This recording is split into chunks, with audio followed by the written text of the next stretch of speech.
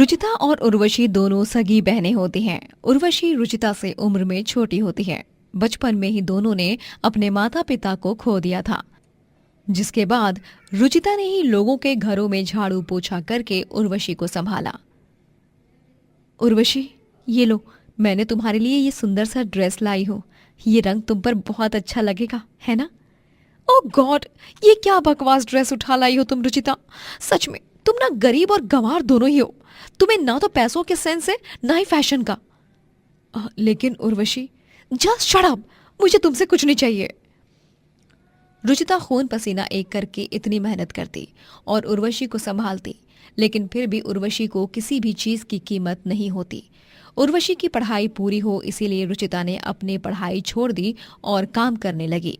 लेकिन फिर भी कभी भी जिंदगी में उर्वशी ने रुचिता से सही तरह से सीधे मुंह बात नहीं की। उर्वशी को सब कुछ हाई क्लास ही चाहिए होता है। एक दिन, रुचिता, मुझे तुमसे कुछ बताना है। मैं शादी करने जा रही हूँ। क्या? हाँ रुचिता, वो एक बहुत बड़ा बिजनेसमैन है लंदन में। हाँ, वहीं पला बढ़ा है। अब पिछले 3 सालों से इंडिया में अपने बिजनेस चला रहा है वो, टेक्सटाइल्स का। उसका नाम अरमान है। अरमान और मैं, हम दोनों एक दूसरे से बहुत प्यार करते हैं।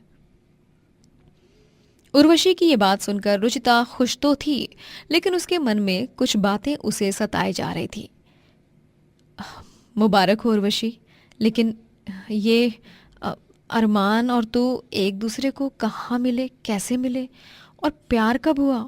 मुझे तो कुछ समझ नहीं आ रहा। अब छोड़ो ना उन सब बातों को। तुम्हें जलन महसूस हो रही है क्या? नहीं नहीं, मैं तो बस ऐसी पूछ रही थी। उर्वशी अरमान से शादी करने का फैसला लेती है, लेकिन शादी में रुचिता को नहीं बुलाती। सॉरी रुचिता, तू शादी में मत आना। क्या है ना कि शादी में सब अमीर घराने के लोग होंगे और वहाँ के नौकर भी तुझसे ज़्यादा अच्छे लगते हैं, तो तू एकदम ना नौकरानी मटेरियल है। इसीलिए मैं तुझे शादी में अपनी बहन बोलकर शादी के पहले ही अपनी नाक नहीं कटवाना चाहती। ठीक है उर्वशी। रुचिता को उर्वशी की बातें सुनकर बहुत बुरा लगता है, लेकिन वो चुप रहती है और बाद में अकेले में फूट फूट कर रोती है। उर्वशी अरमान के साथ शादी कर लेती है और शादी के बाद अपनी बहन रुचिता को पूरी तरह भूल जाती है। उर्वशी को वो सब कुछ मिल जाता है जो उसे हमेशा से चाहिए था, शान शौकत, राजसी ठाट बाट। वहीं रुचिता अकेली ही मेहनत करके अपना जीवन यापन करती है। उर्वशी महल में रहती तो वहीं रुचिता अपने छोटे से मकान में। जिस दिन अरमान नई फैक्ट्री खोलता है, उस दिन उर्वशी रुचिता के घर सोने के जेवर और महंगी साड़ी पहनकर जाती है। रुचिता, ये ले, मुंह मीठा कर। अब तक की सबसे बड़ी फैक्ट्री लॉन्च की है मेरे पति ने। मैं तो बहुत ज्यादा खुश हूँ। अरे वाह, ये तो बहुत ही अच्छी बात है। बधाई हो। मैं भगवान से यही प्रार्थना करती हूँ कि तू इसी तरह खुश रहे और अरमान भी जीवन में खूब तरक्की करे। हाँ हाँ, वैसे तो मेरे पास किसी भी चीज़ की कमी नहीं है, लेकिन स्टिल प्रार्थना करती रहे। अच्छा, चल मैं चलती हूँ। मुझे ना इस छोटे से मकान में घुटन सी हो रही है। अब मैं महल में रहने लगी हूँ ना, तो वहाँ 24 घंटे एसी ऑन ही रहता है। यहाँ आई हूँ तो ऐसे लग रहा है जैसे कि किसी आग की भट्टी में आई हूँ। अरे मेरे महल की रसोई में वहाँ तक भी एसी है। बेचारी तू वहीं की वहीं रह गई इस 2 कौड़ी के घर में। ओह, बुरा मत मानना, मेरा कहने का मतलब नेगेटिव नहीं है। मैं समझ सकती हूँ उर्वशी, तुझे मेरी चिंता करने की कोई ज़रूरत नहीं है। तू अपने महल में खुश रह, मैं अपने इस छोटे से मकान में खुश हूँ। उर्वशी कार में बैठकर वहां से चली जाती है। एक दिन जब रुचिता की तबीयत हद से ज़्यादा ख़राब हो जाती है, तभी क्या करूँ मैं? किसे फ़ोन लगाऊं? कौन करेगा मेरी मदद? मुझे अस्पताल भी जाना है। रुचिता उर्वशी को फ़ोन लगाती है, लेकिन उर्वशी कहती है, रुचिता यार, मैं ना अपने हनीमून पर आई हूँ, सॉरी। रुचिता की तबीयत इतनी बिगड़ जाती है कि वो वहीं बेहोश हो जाती है। अगले दिन दूध वाला आकर उसे अस्पताल ले जाता है। रुचिता कुछ दिनों बाद ठीक हो जाती है। फिर एक दिन जब उर्वशी का जन्मदिन आता है, तभी आज उर्वशी का जन्मदिन है। सुना है आज उसके महल में बहुत बड़ी पार्टी है। बाकी दिनों पर उर्वशी कुछ भी कहे, लेकिन आज के दिन तो वो मुझे वहां आने से रोक नहीं सकती। आज मेरी उर्वशी का जन्मदिन है। मेरी छुटकी बहन, उसकी पसंद के सारे व्यंजन बनाकर ले जाऊंगी उसके लिए मैं आज। और 2 बड़े डब्बे तो घी वाले मोतीचूर के लड्डू, ये तो पक्का ले जाऊंगी। बड़ी ही खुशी और प्यार से रुचिता उर्वशी के लिए सब कुछ ले जाती है, लेकिन पार्टी में सबके सामने रुचिता को देख उर्वशी को बहुत शर्मिंदगी महसूस होती है। ये ले मेरी छुटकी बहन, ये तेरी मनपसंद के सारे व्यंजन हैं। देसी घी में बनाए हुए मोतीचूर के लड्डू भी हैं। जन्मदिन मुबारक हो बहना। उर्वशी, ये गरीब औरत कौन है? ये तुम्हारी बहन है? सभी गेस्ट आपस में बातें करने लगते हैं और फुसफुसाते हुए उर्वशी का मजाक उड़ाने लगते हैं। तभी गुस्से में उर्वशी रुचिता का हाथ पकड़कर उसे महल के बाहर ढकेल देती है और उसके हाथ के बने सारे व्यंजनों को भी फेंक देती है। पता नहीं कौन सी किस गंदी नाली में से मुंह उठाकर चले आते हैं ये गरीब गंवार दो कौड़ी के लोग। ये मेरी बहन नहीं है, ये कोई सड़क की भिखारन लग रही है मुझे। चल दफा हो जाए यहाँ से बेवकूफ बेशरम औरत, बड़ी आई। उर्वशी, ये तू क्या कह रही है? तू मुझे ये सब? सिक्योरिटी, इस भिखारन को धक्के मारकर बाहर निकाल दो, अभी के अभी। सिक्योरिटी गार्ड्स रुचिता को धक्के मारकर वहां से बाहर निकाल देते हैं। अपनी बहन से मिले इस धोखे और अपमान के बाद रुचिता बुरी तरह टूट चुकी थी। जिस बहन को मैंने अपने आप से भी ज्यादा प्यार किया, उसकी खुशियों के लिए अपनी खुशियों को दांव पर लगा दिया, उसी ने मुझे आज जीवन का इतना बड़ा दुख दिया है। मैं कभी नहीं भूलूंगी उर्वशी, जो तूने मेरे साथ आज किया, वो बहुत गलत किया। समय तेजी से गुजरने लगता है और रुचिता की जिंदगी में एक आदमी आता है जिसका नाम अनंत होता है, और वो कोई और नहीं बल्कि रुचिता का बचपन का दोस्त ही होता है जो विदेश में रहता है। अनंत, तुम यहाँ इंडिया में कैसे? मेरे एक दोस्त की शादी है, इसलिए आया हूँ। अनंत पूरे 15 दिन तक गांव में रुकता है और इसी दौरान रुचिता और अनंत दोनों के बीच प्यार पनपने लगता है और दोनों शादी कर लेते हैं और रुचिता अनंत के साथ विदेश चली जाती है, वो भी हमेशा हमेशा के लिए। वहीं दूसरी तरफ उर्वशी का पति अरमान दूसरी लड़की के साथ शादी करके उसे घर लाता है और उर्वशी को घर से बाहर निकाल देता है। अरमान, अरमान, तुम मेरे साथ ऐसा नहीं कर सकते हो, तुम मुझे धोखा नहीं दे सकते अरमान। दफा हो जाओ मेरे महल से और मेरी जिंदगी से भी, क्योंकि अब मेरा प्यार, मेरी बीवी, मेरी जिंदगी, मेरा सब कुछ सिर्फ आयशा है, तुम नहीं। उर्वशी को वहां से बेरहमी से निकाल दिया जाता है और उर्वशी के बहुत बुरे हाल होते हैं। वो सड़क पर आ जाती है जब वो रुचिता के घर जाती है, तभी वहां पर वो किसी और को रहते हुए देखती है। अरे मैडम जी, यहाँ पर जो औरत रहती थी वो किसी अमीर NRI अनंत रघुवंशी के साथ शादी करके विदेश चली गई है, वो भी हमेशा हमेशा के लिए। क्या रुचिता ने अनंत, वो बचपन वाला दोस्त, उससे शादी कर ली? उर्वशी को उसके कर्मों के फल मिल चुके थे। जो उसने बोया वही आज काट रही थी। वो सड़कों पर सोती और भीख मांगती। समय किसी का नहीं होता, इसीलिए हम सभी को अमीरी और गरीबी के पहले इंसानियत के धर्म को निभाना चाहिए। धारणपुर कहकर एक गांव में एक छोटी सी कुल्फी शॉप थी जिसका मालिक सुधीर था। सुधीर एक बहुत ही मेहनती और ईमानदार आदमी था। वो रोज सुबह अंधेरा होने से पहले ही उठता और बढ़िया सी तरह तरह की फ्लेवर वाली कुल्फी बनाता था और उन्हें अपनी दुकान में ले जाता। कुल्फी ले लो कुल्फी, ताजी ताजी ठंडी ठंडी फ्रेश फ्रेश कुल्फी, एक बार खाओगे तो दीवाने हो जाओगे। कुल्फी ले लो कुल्फी, कुल्फी ले लो कुल्फी, गर्मियों से पाओ राहत कुल्फी खाकर, कुल्फी ले लो कुल्फी। गर्मियों की छुट्टियों में सुधीर के कुल्फियों की बहुत अच्छी बिक्री होती। सभी बच्चे उसकी कुल्फी शॉप पर दौड़ कर आते और इकट्ठा हो जाते। अंकल अंकल, मुझे 2 मलाई कुल्फी और मुझे केसर पिस्ता कुल्फी। अंकल, पहले मैं आया तो मुझे दो ना, 3 मैंगो कुल्फी, जल्दी दो अंकल। अरे बच्चों, एक मिनट, सभी को अपनी अपनी पसंदीदा कुल्फी मिलेगी, लेकिन बारी बारी। ये लो बेटा तुम्हारी मलाई कुल्फी, तुम्हारी केसर पिस्ता कुल्फी, और ये रही तुम्हारी मैंगो कुल्फी। खुश? ये ये ये। कुछ सालों पहले एक एक्सीडेंट में सुधीर ने अपनी बीवी रमा और 6 साल के बेटे अंशु को खो दिया था। इसीलिए उसे बच्चों से कुछ ज्यादा ही लगाव था। उसे कुल्फी बेचकर बहुत अच्छा महसूस होता। यार सुधीर, सच में तुम्हारी शॉप की कुल्फी की बात ही कुछ और है यार। मतलब इतनी स्वादिष्ट, इतनी फ्रेश कैसे बना लेते हो? और रोज रोज ये कुल्फी बनाकर और बेच बेच कर तुम ऊब नहीं जाते क्या? नहीं भाई, क्योंकि मैं ये कुल्फी का व्यापार अपने पेट को पालने के साथ साथ बच्चों के चेहरे पर खिलती हुई मुस्कान की खातिर भी करता हूं। जब वो कुल्फी खरीदने आते हैं और जब वो कुल्फी उनके हाथ में आ जाती है, तब मानो उन्हें दुनिया की सारी खुशियां मिल जाती हैं। और उसी वक्त उनके चेहरे की वो मुस्कुराहट देखकर ही मेरा कुल्फी बेचना सार्थक हो जाता है। अरे वाह वाह, बहुत ही अच्छे विचार हैं भाई तुम्हारे। एक दिन गांव में 2 कुल्फी बेचने वाली बहनें आती हैं, जिनके नाम चमन और सुमन होते हैं। वो दोनों एक डिब्बे में कुल्फियां भर के बेचती। चमन घंटा बजाती तो वहीं सुमन जोरों से चिल्लाते रहती, कुल्फी ले लो भाई कुल्फी, स्वादिष्ट स्वादिष्ट बढ़िया से कुल्फी, अनोखे अनोखे प्रकार की और किफायती दाम की कुल्फी, कुल्फी ले लो कुल्फी। अरे ओ सुमनिया, जरा ऊ दुकान पर नजर फेर तो। ऐसा लागत है जैसे कि ऊ दुकानिया में अब मुफ्त का लड्डू पेड़ा बट रहा है। ऊ एक कुल्फी की दुकान ही लागत है। अरे हाँ रे चमनिया, ये दुकान में तो बहुत बच्चे कुल्फी लेने आए हैं, लेकिन हमका किसी से कम है का चमनिया? अब देख तू हमार जादू, चल। सुमन और चमन दोनों के इरादे बहुत डरावने होते हैं। दोनों अपने घर जाकर कुल्फियों को अच्छी तरह से बनाते हैं और फिर बाजार में वो उन्हें सुधीर के दाम से भी कम सस्ते दाम में बेचते हैं।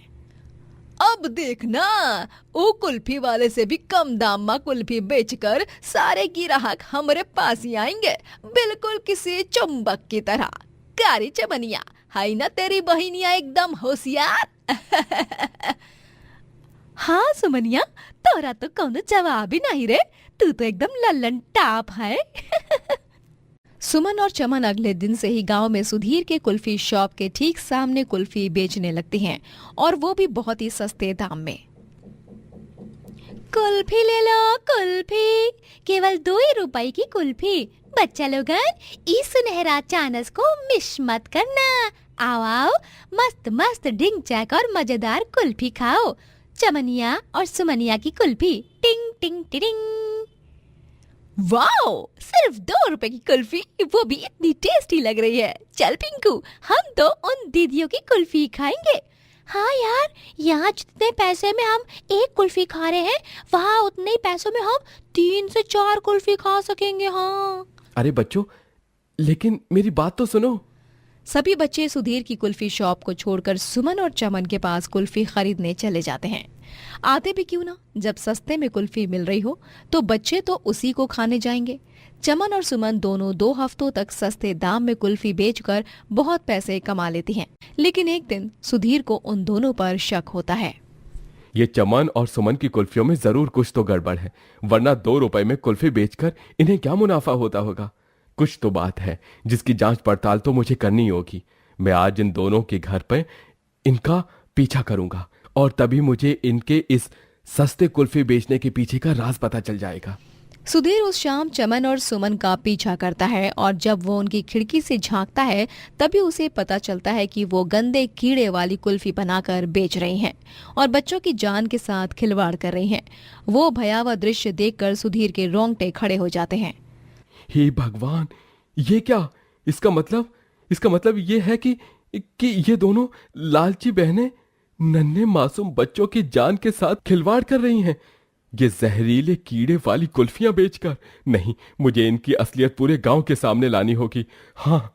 सुधीर आगे बढ़ पाता तभी उतने में चमन रस्सी से उसके पांव को खींचती है और उसे अपने घर में ले लेती है।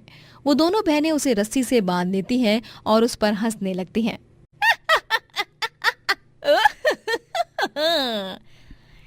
कारे बाबूचक, तोरा को का लगा? तू गांव वालों को हम दोनों की सच्चाई इतनी आसानी से बताए देगा रे?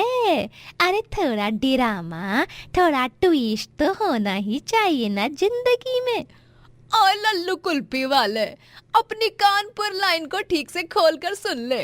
तू हम दोनों बहनियों का कुछ नहीं बिगाड़ सकत है। बोलू काहे? क्योंकि जो पाउडर हमने बच्चा लोगों के कुल्फी में मिलाया था ना, उससे ना सिर्फ उनकी तबीयत खराब होगी बल्कि उन लोगों की याददाश्त भी 2 हफ्ते पीछे चली जाएगी। इसीलिए हम दोनों बहनियां हर एक गांव में जाकर यही करते हैं और 2 हफ्ता रुक कर भाग जाते हैं। और अब हमारे भागने का वक्त आ गया है। दोनों बहनें भाग जाती हैं और जाते समय ही वो सुधीर को रस्सी से आजाद करती हैं। सुधीर उनके पीछे भागता है लेकिन वो कहीं गायब हो जाती हैं। बच्चों की याददाश्त चली जाती है और उन्हें 2 हफ्ते में क्या हुआ कुछ याद नहीं रहता और वो अपने माता पिता को यही कहते हैं कि उन्होंने सुधीर की कुल्फी शॉप से कुल्फी खाई है, क्योंकि उन्हें सिर्फ 2 हफ्ते पहले का सब कुछ याद होता है। उन सभी बच्चों के माता पिता लकड़ी और पत्थर लेकर सुधीर के पास आते हैं और उसे खूब मारते हैं। सारा इल्जाम बेचारे सुधीर पर ही आ जाता है और उसे गांव से बाहर फेंक दिया जाता है। ये सब क्या हो गया? नहीं, मैं बेकसूर हूं, मुझे अपने लिए लड़ना ही होगा। मैंने कोई गलत काम नहीं किया है। मैंने नहीं बल्कि उन दोनों लालची बहनों ने मिलावट की थी कुल्फियों में। लेकिन अब मैं उन दोनों के सच को सबके सामने लाऊं तो कैसे लाऊं? तभी सुधीर को उन दोनों बहनों की एक बात याद आ जाती है। हाँ, याद आया। उन दोनों बहनों ने कहा था कि वो दोनों हर 2 हफ्तों में गांव बदलती ही रहती हैं और वो मिलावट वाली कुल्फियां बेचकर 2 हफ्तों में उस गांव से भाग जाती हैं, ताकि जब तक उन जानलेवा कुल्फियों का असर बच्चों पर हो तब तक वो दोनों उस गांव से रफू चक्कर हो चुकी होंगी। इसका मतलब अभी भी वो हमारे गांव के बाद किसी और गांव में होंगी। सुधीर अपने आसपास के सारे गांव में चमन और सुमन को ढूंढता है। 3 दिन बाद वो उन्हें गांव में दिखती हैं। सुधीर उनके पास एक फूड इंस्पेक्टर और उनकी टीम को लेकर जाता है और उनकी कुल्फियों की टेस्टिंग करने के बाद पता चलता है कि उनमें मिलावट की गई है। चमन और सुमन दोनों अपने गुनाह को कबूल कर लेते हैं और फिर उन दोनों को गिरफ्तार करके ले जाया जाता है। धारनपुर के गांव वासियों को फिर से सुधीर पर भरोसा हो जाता है और वो फिर से अपनी कुल्फी शॉप खोलकर कुल्फियां बेचने लगते हैं। चंद्रपुर कहकर एक गांव में रमा अपने बेटे मोहन, बहू कनिका और पति रविंद्र के साथ रहती थी।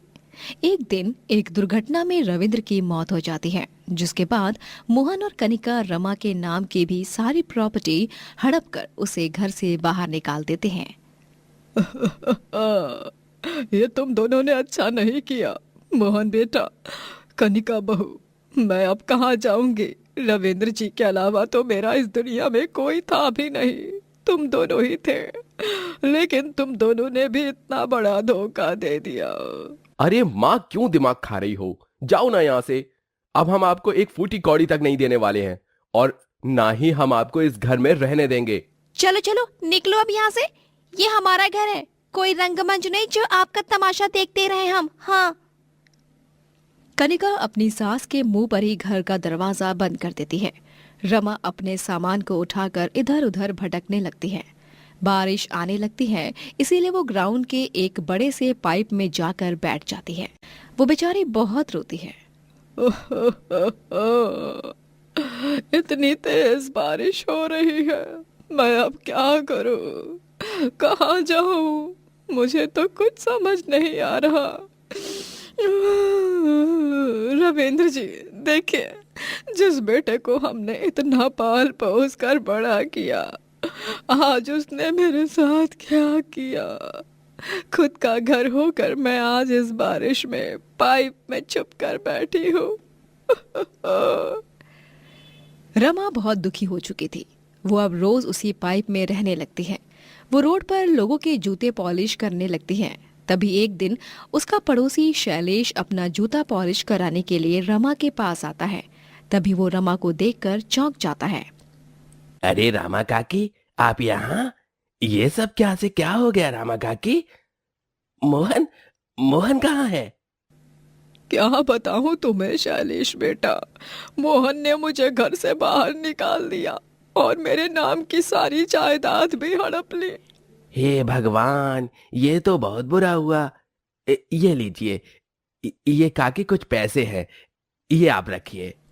अरे नहीं नहीं बेटा, मुझे ये पैसे मत दो। तुम इन पैसों को किसी और गरीब को दे दो जो काम नहीं कर सकता। मैं तो काम कर रही हूँ ना।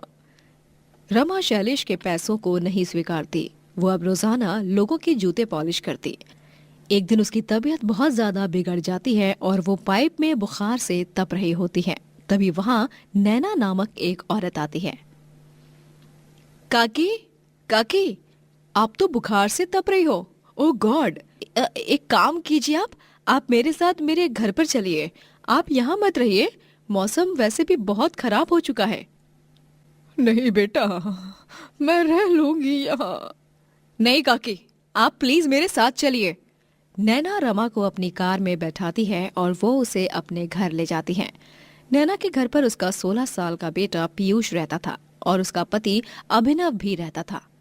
जब रमा का बुखार उतर जाता है तभी वो नैना, पीयूष और अभिनव के साथ रहती है। नैना बेटा, मैं तुम्हारे घर पर बोझ बनकर नहीं रह सकती। मैं यहाँ पर खाना बनाने का काम करूंगी। ये आप क्या बोल रही हो काकी? नहीं नहीं, आप कोई काम नहीं करोगी। हाँ काकी, आप सिर्फ आराम करोगी बस। बेटा, मेरी बात मानो। वैसे भी एक माँ तो अपने बच्चों के लिए स्वादिष्ट व्यंजन बनाती ही है ना, तो फिर उसमें क्या बुराई है। नहीं, अगर तुम मुझे काम करने नहीं दोगी तो मैं यहाँ पर रह नहीं पाऊंगी। ये क्या जिद लगाए बैठी हो काकी आप? नैना और अभिनव को रमा की बात माननी पड़ती है और रमा उनके घर पर खाना बनाने लगती है। वो बहुत बढ़िया खाना बनाती हैं जिसे खाकर वो लोग उसकी खूब तारीफ करते हैं।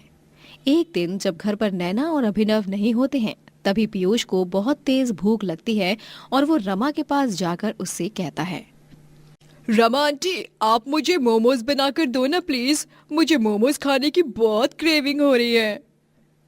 मोमोज? ये क्या होता है पीयूष बेटा? मैंने पहले कभी तो नहीं इस डिश के बारे में सुना। ओफो, आप भी ना। अच्छा, अगर मैं आपको उसकी रेसिपी बताऊं तो आप मुझे बनाकर दोगे ना? मैं अभी बाहर नहीं जा सकता और ना ही आपको बेच सकता हूँ, वरना बाहर से ही खा लेता। ठीक है बेटा, मैं रेसिपी जानकर बना दूंगी तेरे मोमोज, ठीक है?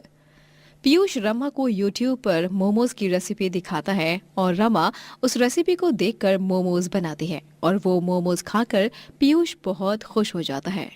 अरे वाह, ये मोमोज तो बहुत यमी है। मम्मा बनाती है उससे भी कहीं ज्यादा। रमा आंटी, आपने तो कमाल ही कर दिया। ये धन्यवाद बेटा। अब तुम्हें जब भी मोमोज खाने का मन हो तब मुझे बता देना, मैं तुम्हें मोमोज बना कर दे दूंगी। Okay aunty, thank you so much. एक दिन जब नैना, अभिनव और पीयूष तीनों पीयूष के स्कूल में मीटिंग के लिए जा ही रहे होते हैं तभी अचानक से गाड़ी का ब्रेक फेल हो जाता है और उनका बुरी तरह एक्सीडेंट हो जाता है, जिसके बाद उन तीनों की मृत्यु हो जाती है। रमा को जब ये खबर मिलती है तभी उसे बहुत बड़ा धक्का लगता है। वो फूट फूट कर रोने लगती है। नहीं, ऐसा नहीं हो सकता। मुझे एक दूसरा परिवार मिला था, वो भी खत्म हो गया। क्यों भगवान जी, क्यों मेरे साथ ही ऐसा क्यों होता है? सब मुझे ही छोड़कर क्यों चले जाते हैं? रमा अब फिर से सड़क पर आ चुकी थी। उसके पास अब कुछ पैसे नहीं थे। अब उसे अपना जीवन यापन खुद ही करना था, इसीलिए वो सोचती है कि वो अब मोमोज बेचेगी। ओह, अब मुझे इस बुढ़ापे में कोई भी काम नहीं देगा, इसीलिए मुझे खुद ही अपना जीवन यापन करना होगा। और मैं जानती हूँ मोमोज जैसा पदार्थ बहुत बिकता है। पीयूष की वजह से मैंने मोमोज बनाना सीख लिया था। मैं अब मोमोज बेचूंगी, ये तय रहा। हाँ, ये सही रहेगा। रमा अब ये तय कर चुकी थी और वो अपना ठेला लगाकर बर्तनों को उधार पर लेती जिससे मोमोज बन सके और मोमोज बेचने लगती है। लोगों को उसके हाथ के बने मोमोज बहुत पसंद आते हैं और वो उसकी तारीफों के पुल बांधने लगते हैं। अरे भाई वाह रामा मौसी, बहुत स्वादिष्ट मोमोज बनाए हैं आपने। हाँ हाँ, आपने इन मोमोज को अपने अंदाज से बनाया है और वो अंदाज बहुत ही मजेदार है। मुझे सच में बहुत अच्छे लगे आपके ये मोमोज। अब मैं हर रोज आपके ठेले के मोमोज खाने आऊंगा। रमा मोमोज बेचकर एक किराए के घर में रहने लगती है। एक दिन उसके ठेले पर 2 गुंडे आते हैं। ओ बढ़िया, चल पैसे निकाल, वरना तेरे ठेले को अभी तोड़ फोड़ कर खत्म कर देंगे। हाँ चल पैसे दे, हमें पता है तू यहाँ मोमोज बेचकर बहुत पैसे कमा रही है। ऐसा मत करो, मेरी मेहनत की कमाई है, मुझे छोड़ दो। लगता है तू ऐसे नहीं मानेगी, रुक जा, तुझे अभी सबक सिखाते हैं हम। दोनों गुंडे रमा के ठेले को तोड़ देते हैं और वो बेचारी कुछ नहीं कर पाती। नहीं, मेरा ठेला, ये तुम लोगों ने क्या कर दिया। रमा का ठेला तोड़कर चकनाचूर हो जाता है, इसीलिए अब वो मोमोज बेच नहीं पा रही थी। तभी वो हिम्मत नहीं हारती और वो अपने किराए के घर को ही ढाबा बना देती है और घर से ही मोमोज बेचती है। अरे रामा काकी, हाँ, अब तो आपके इस मोमोज ढाबे पर हम आराम से बैठकर मोमोज खा सकते हैं। अरे भाई, ये तरह तरह के मोमोज तो बहुत ही लजीज है, इन्हें खाकर तो मजा ही आ गया। मुझे तो 3 प्लेट और पार्सल भी दे दो। रमा काकी, अब तो आपके इस मोमोज ढाबे पर हम आराम से बैठकर मोमोज खा सकते हैं। रमा अब मोमोज बेच बेच कर ढेर सारे पैसे कमाने लगती है। वो अपने अनोखे अंदाज में बनाए हुए मोमोज के लिए बहुत मशहूर हो जाती है और बुढ़ापे में भी सबके लिए प्रेरणा बनती है और उसकी भरपूर तरक्की होती है। पायल और मेघना दोनों सगी बहनें होती हैं। मेघना बड़ी होती है, वहीं पायल उसकी छोटी बहन होती है। दोनों की शादी एक घर के 2 बेटों से तय होती है। मेघना की शादी देव से और पायल की शादी अनुज से होती है। पायल हमेशा से ही अपनी बहन मेघना से जलती है, क्योंकि मेघना और पायल में से मेघना हमेशा से बहुत होशियार और समझदार होती है। जब उनकी पहली रसोई की रस्म होती है, तभी दोनों खाना बनाकर अपने ससुराल वालों को परोसते हैं। ससुराल में सास नीलांबरी, ससुर जयंतलाल और छोटी ननद जूही होते हैं। अरे वाह मेघना बहू, तुम्हारे हाथों की बनी खीर पूरी तो वाकई में लाजवाब है। लेकिन पायल भाभी के हाथों से बनी हुई सारी डिशेस एकदम घटिया हैं। इनका तो कोई स्वाद ही नहीं है। ये आपने क्या दे दिया पायल भाभी हमें? मुझे तो आपके हाथ का खाना बिल्कुल भी पसंद नहीं है। जो ही बेटिया, इस तरह मत कहो। तो किस तरह कहूँ पापा? देव भैया, अनुज भैया, माँ, आप लोग भी ये शीरा टेस्ट कीजिए, देखिए कितना बेस्वाद बना है। सॉरी, वो दरअसल छोटी ने कभी इतनी कुकिंग नहीं की, इसीलिए उसे ये सब बनाना नहीं आता। उसने तो कॉलेज जाने की उम्र में गैस ऑन करना सीखा था। मेघना भाभी, अगर ऐसा ही है तो प्लीज आप अपनी छोटी को खाना बनाना सिखाइए, प्लीज। सच में ये तो बड़ा ही बेस्वाद बना है भाई। सीख लूंगी माँ जी, अनुज जी। हाँ, और आप सब पहली बार में ही इतने ताने दे रहे हो, मैं सीख जाऊंगी ना, थोड़ा समय तो दीजिए। पायल गुस्से से मुंह बनाकर वहां से चली जाती है। अगले दिन जब कली के सभी औरतें मुंह दिखाई के फंक्शन के लिए घर आती हैं, तभी हाय हाय हाय, कुछ भी क्या नीलांबरी, लेकिन तेरी बड़ी बहू मेघना तो बहुत सुंदर है, एकदम कोहिनूर। अब दोनों बहनें हैं तो उसमें छोटी या बड़ी, दोनों में से एक तो ज्यादा अच्छी होगी ही ना। तुम चिंता मत करो पायल, तुम मेघना से थोड़ी कम खूबसूरत हो, लेकिन इतनी भी बदसूरत नहीं हो। पायल को और भी बुरा लगता है। ससुराल में भी हमेशा मेघना ही सारे काम अच्छे से करती, जिस कारण सभी उसके ही गुणगान गाते। एक दिन सास नीलांबरी अपनी दोनों बहुओं को खानदानी गहने देती है। तभी वो मेघना को ज्यादा और पायल को कम गहने देती है। ये लो मेघना बहू, ये तुम रख लो, और ये गहने तुम रख लो पायल बहू। धन्यवाद माँ जी। ये क्या माँ जी, आपने दीदी को ज्यादा और मुझे कम गहने दे दिए, ऐसा क्यों? ऐसा इसलिए है पायल भाभी, क्योंकि मेघना भाभी इस घर की बड़ी बहू है और आप छोटी बहू, और मेघना भाभी आपसे ज्यादा गुणवान है, और आपके गुणों के बारे में तो पूछिए ही मत। पायल गुस्सा हो जाती है और वो अपने कमरे में जाकर चीजों को यहाँ से वहाँ पटकने लगती है और ये सब करके वो अपना गुस्सा निकालती है। दीदी खुद को समझती क्या है, और ये घर वाले हमेशा से, बचपन से लेकर आज तक, यहाँ तक कि एक ही ससुराल में भी मुझे इन लोगों के ताने सुनने पड़ रहे हैं। ससुराल में भी दीदी नाम की आफत मेरा पीछा नहीं छोड़ रही है। नहीं, मैं इस ससुराल में दीदी का राज नहीं चलने दूंगी। मैं उन्हें यहाँ से निकाल दूंगी, और ऐसा करके वो मेरी लाइफ से हमेशा हमेशा के लिए दूर हो जाएंगी। पायल का अब एक ही मकसद होता है, और वो होता है अपनी दीदी मेघना को घर से बाहर निकालना। अगले दिन जब मेघना बाजार से सास नीलांबरी के लिए शैम्पू लाती है, तभी पायल उसे एक एक्सपायरी डेट वाले शैम्पू से बदल देती है। लोगों के रोंगटे खड़े होते हैं, लेकिन अब माँ जी मेघना दीदी के लाए हुए शैम्पू को अपने बालों में लगाएंगी, तभी उनके बाल खड़े हो जाएंगे। या यूं कहूँ कि वो गंजी ही हो जाएंगी। जो भी होगा देखने लायक होगा। जब पायल वो शैम्पू नीलाम्बरी को देती है तब उसे लगाने के बाद नीलाम्बरी के बाल जल जाते हैं और वो चीख पड़ती है। अरे नहीं, मेरे बाल! ये तुमने क्या दे दिया मेघना बहू? तुम्हारे कारण मेरे बाल जल गए। तुम्हारी आज तो खैर नहीं। नीलाम्बरी मेघना को बेलन से पीटती है और पायल को ये सब देखकर बहुत खुशी होती है और उसके मन में बहुत लड्डू फूटते हैं। पायल अपनी चालों को चलना जारी रखती है। ऐसे ही एक दिन, मेघना बहू, तुम्हें कल सुबह 6 बजे ही उठना होगा, क्योंकि कल घर में हवन पूजा है और कल दिन भर तुम्हें पूजा में उपस्थित रहना है। 6 बजे उठकर तुम सारे प्रसाद की तैयारी करोगी, ठीक है? ठीक है माँ जी। मेघना को अगली सुबह जल्दी उठने का आदेश मिल जाता है, लेकिन पायल के होते हुए ये संभव भी कैसे हो पाता। पायल मेघना के खाने में नींद की गोलियां मिला देती है, जिससे मेघना अगले दिन सुबह उठ ही नहीं पाती है और दिन भर सोती ही रहती है। पंडित जी थोड़ी देर में आते ही होंगे, और इस लड़की को तो देखो, घोड़े बेचकर कुंभकर्ण की तरह सो रही है बस। देव बेटा, तेरी बीवी को संभाल, क्योंकि अगर ऐसा ही चलता रहा तो मैं इस घर से बाहर निकाल दूंगी इसे। पता नहीं माँ क्या हो गया है मेघना को। पिछले कुछ दिनों से गलतियों पर गलतियां किए जा रही है बस। जब रात में मेघना सोकर उठती है तभी उसे अपने ससुराल वालों के बहुत सारे ताने सुनने पड़ते हैं। मेघना खुद हैरान होती है कि उससे ये सारी गलतियां आखिर कैसे हो रही हैं, जबकि उसे इस बात की खबर नहीं थी कि इन सब के पीछे पायल है। बेचारी मेघना दीदी, उन्हें लग रहा है कि ये सब वो खुद कर रही हैं, जबकि उन्हें इस बात की जरा सी भी खबर नहीं है कि इन सब के पीछे मेरा हाथ है। अब मेरा अगला वार ऐसा होगा जिससे सभी घर वाले मेघना दीदी को भूल भी जाएंगे और उनसे नफरत भी करने लगेंगे और साथ ही वो गायब भी हो जाएंगी। कहाँ? वो तो किसी को नहीं पता चल पाएगा। पायल कुछ गुंडों से मिलकर एक खतरनाक प्लान बनाती है।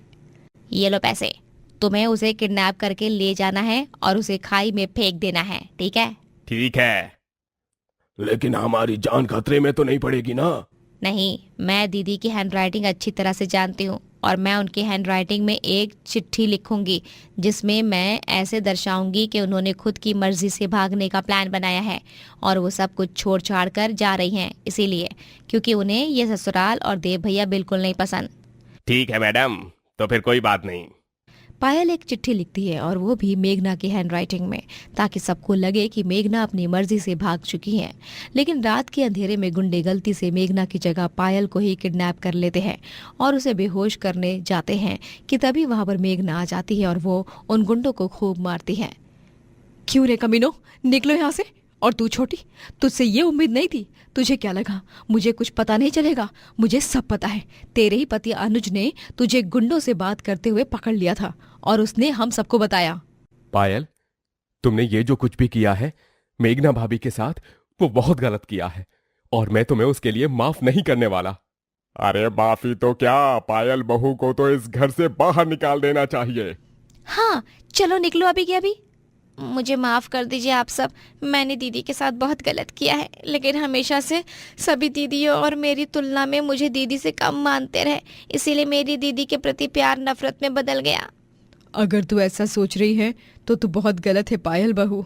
मैं जानती हूँ, मैंने और काफ़ी लोगों ने तुम्हें ताने कसे हैं, लेकिन अब नहीं। अब हमारी दोनों बहुएं एक समान ही हैं। चल आजा, अब एक झप्पी तो देते पगली।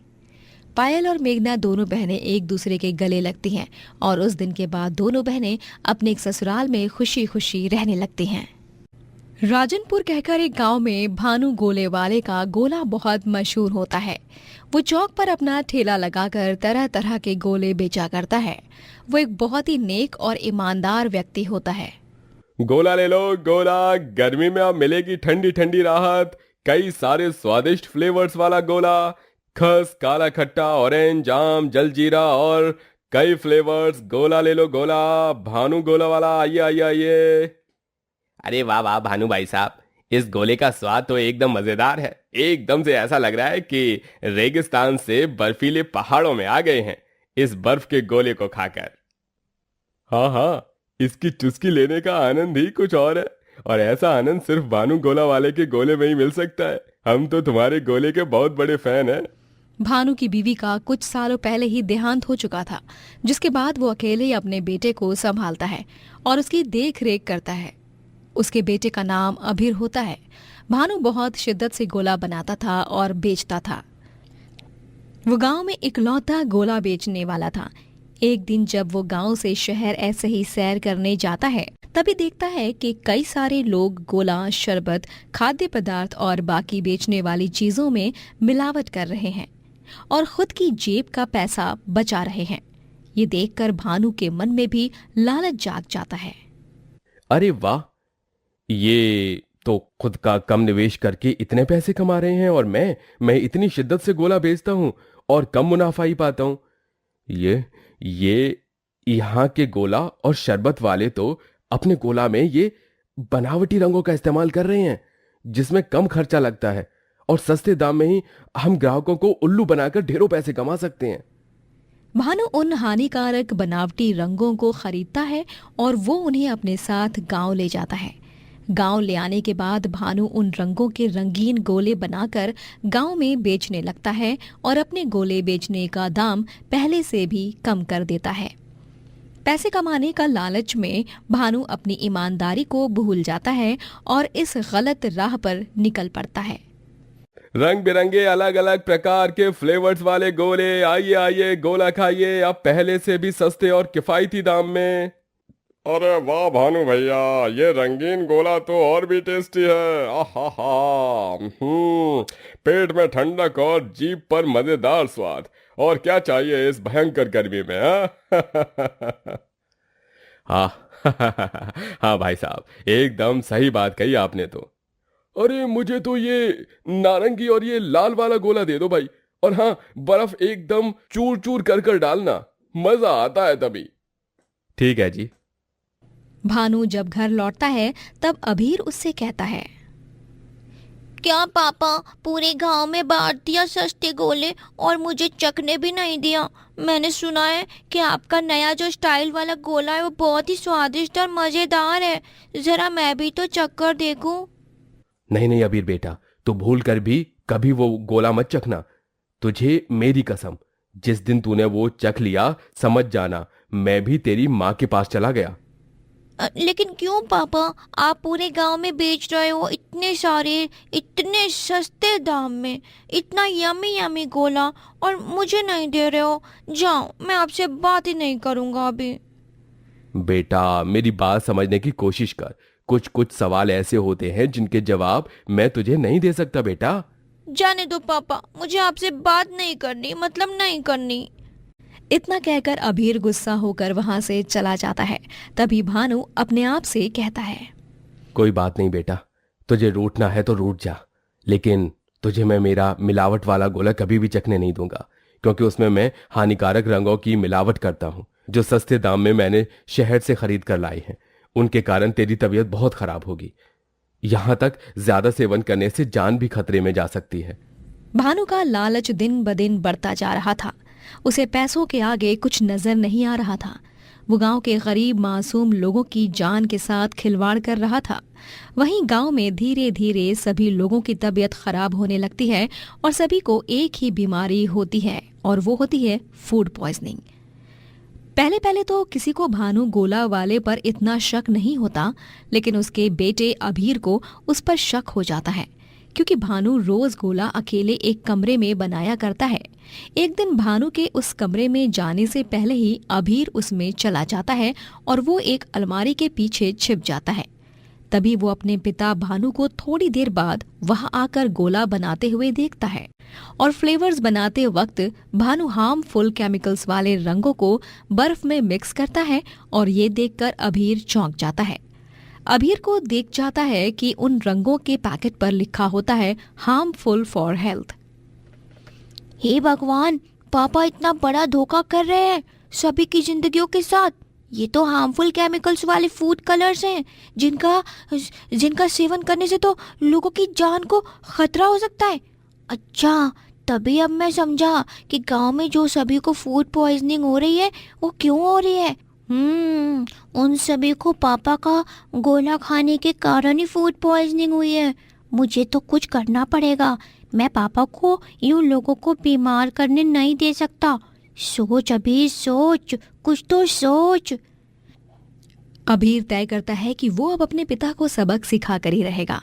इसीलिए एक दिन वो भानु का गोला का ग्लास चुराकर घर ले आता है और उसे फर्श पर फैलाता है और खुद भी फर्श पर लेट जाता है और मरने की एक्टिंग करता है, जिससे भानु को ये लगना चाहिए कि उसके बेटे ने उसी के मिलावट वाले गोला का सेवन किया है, जिसके कारण उसकी मौत हो गई।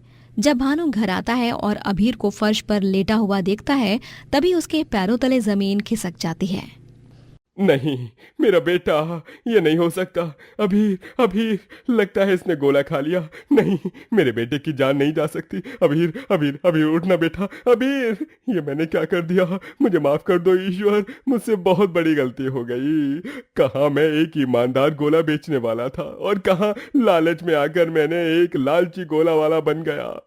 भगवान जी, मेरे बेटे को फिर से ठीक कर दो। मैं उसके बिना नहीं जी पाऊंगा। भगवान, मैं नहीं जी पाऊंगा। मैं आपसे वादा करता हूँ कि मैं मिलावट वाला गोला बेचना छोड़ दूंगा और पहले जैसे ईमानदारी से अपना काम करूंगा। भगवान। भानु दहाड़े मारते हुए रोता है और तभी अचानक से देखता है कि अभीर आंखें खोलता है और वो अपने पापा को सब बताता है कि उसने ये नाटक किया है। पापा, रोना बंद करो, ये सब एक नाटक था। आपको ये एहसास दिलाने के लिए कि लालच में आकर आप कितने लोगों की जान के साथ खिलवाड़ कर रहे हो। आपकी वजह से आधे गांव वासियों को फूड पॉइजनिंग हो चुकी है। आपको पता है कि आपके मिलावट वाले गोले का सेवन करने से लोगों की जान खतरे में जाएगी। उसके बावजूद भी आपने तो सिर्फ अपने मुनाफे के बारे में सोचा, ना कि आपने ग्राहकों की जान के बारे में। आपने बहुत गलत किया है पापा, बहुत गलत। अभीर की बातें सुनकर भानु को एकदम से झटका लगता है और उसे खुद पर बहुत शर्मिंदगी महसूस होती है कि क्या था वो और क्या हो गया है। लालच ने उसे कितना बुरा आदमी बना दिया है। भानु अपने बेटे अभीर को कस के गले लगाता है और रोते हुए कहता है, धन्यवाद आबिर बेटा। अगर आज तू मुझे नहीं समझाता तो न जाने मैं इस लालच के पीछे और कितने बड़े बड़े गुनाह कर बैठता। मैं वादा करता हूँ बेटा कि आज के बाद मैं ईमानदारी से ही काम करूंगा और किसी भी मासूम की जान के साथ नहीं खेलूंगा। भानु खुद पुलिस स्टेशन जाकर अपने आप को सरेंडर करता है और पुलिस उसे फूड कॉन्टैमिनेशन के केस में पूरे 1 साल तक जेल में कैद रखती है। 1 साल बाद वो और अभीर दोनों शहर शिफ्ट हो जाते हैं और वहां भानु ईमानदारी से गोला बेचता है और पैसे कमाता है।